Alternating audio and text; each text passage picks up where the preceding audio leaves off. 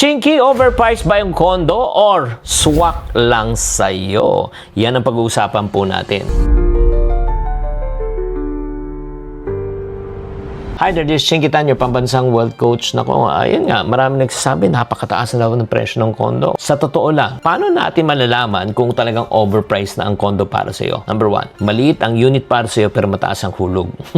Hindi tumataas ang resale price. Number 3, takong hirap ka na magbayad ng iyong monthly amortizations. Ayun, yan po, na talagang sabihin mo overpriced na para sa'yo. At napapaisip ka tuloy, Chinky, mukhang nalugi ako mali yata ang desisyon ko. Kaya nga, by the end of this video, pag-uusapan po talaga natin ano ba talaga ang true value ng condo, paano malaman kung overpriced, paano natin gagawan ang desisyon para hindi tayo malunod sa pagbabayad. Ready ka na?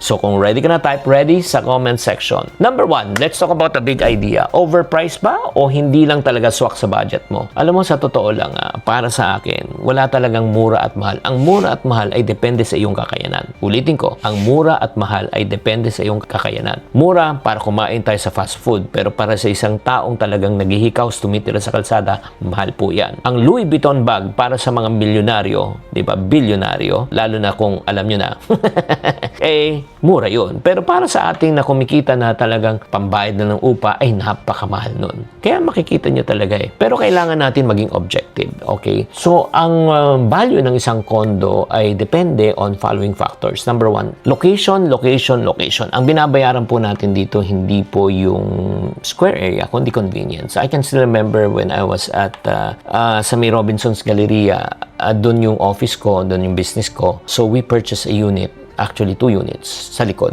ng Robinson's Galleria, condominium unit. So, actually, walking distance na lang talaga.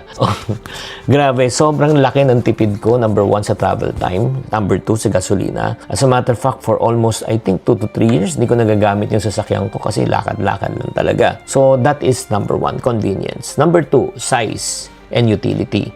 Sulit ba na paggamit mo ng space? Like for example, yung sa amin, I have 1 child, tapos buntis si misis ko. So, ang nangyayari po, that's around 110 square meters, 2 bedrooms. So, it was just enough. Pero nung lumabas na yung second baby, yun na, nagbago na po yung requirement po natin. Third, also, check the amenities and management. Please, kung kayo ay bibili, yung pagtaas ng presyo, hindi lang because na maganda yung presentation, kundi sino developer, sino yung magmamanage. Baka brochure lang maganda. Dapat kailangan even after na ma-turnover po sa inyo ang mga units, malinis po yung lobby, yung elevators tumatakbo ng maayos, hindi siya natatraffic. Tapos kailangan maganda yung maintenance para syempre naman na-preserve po yung value. Kaya nga wag natin sabihin, ay nako, napakataas naman ng mga kusa nito, napakataas ng mga monthly dues. Okay lang naman. Like for example, ito lang po again, it's not a promotion but this is my observation. Yung Rockwell po is the perfect example. Mataas po talaga ang presyo by 30 million, 40, 50, or even 100. Pero,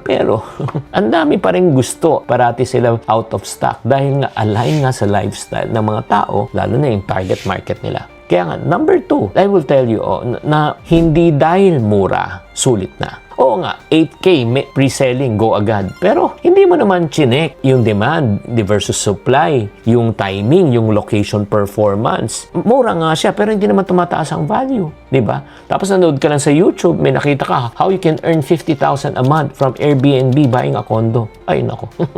Iba yung location niya, BGC, ang kinuha mo location. Diba? Hindi porket mura, bibilin mo. Hindi porket condo, investment. If average ang research mo, above average ang stress mo, ay maniwala ka.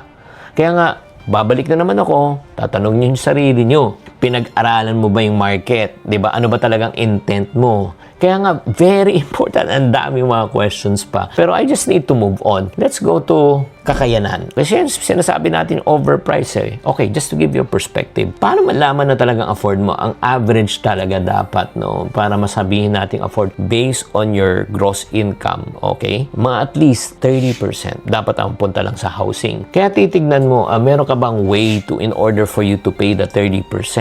Diba? Syempre, kung hindi mo kaya yung 30% na rule na na yan, medyo challenging yan. Or number 2, alam mo basis ko paano malaman that you can really afford already the property. You ask yourself, yung monthly rental mo, let's say 20,000. Magkano kaya mong i-stretch in order for you to determine yung maximum rental mo na hindi masisira ang budget mo? Pag sinabi mo 20 to 25 at kung may makita ka na rent-to-own scheme na monthly na 20 to 25, bilhin mo. Why? Why pay for rent if you can own it? Pero kung lumagpas sa 25, pag-isipan mo muna. Kaya nga ang tanong, gusto mo ba talaga malaman kung afford mo? Ang dapat mong gawin, ito. Dagdagan mo yung financial skills mo. Kailangan mo madagdagan yung kaalaman mo pagdating sa pera. Paano ka ba mag-budget? Diba? Paano ka ba gumastos? Paano ka ba mag-invest? Diba? Financial skills. Number 2, magdagdag ka ng personal skills. When you say personal skills, yung additional income streams, believe me, you're just one skill away to buy your property that you can afford. Oo, kung ano yung skills mo, pwede ka mag-freelancing, pwede ka mag-side services, pwede ka mag-online business, pwede ka mag-weekend gigs. So, lahat ng kinikita mo doon, ipande-deposit mo, ipambibili mo ng kondo. So, the stronger your income, the lighter your condo becomes. Di ba? Mabalik nga tayo.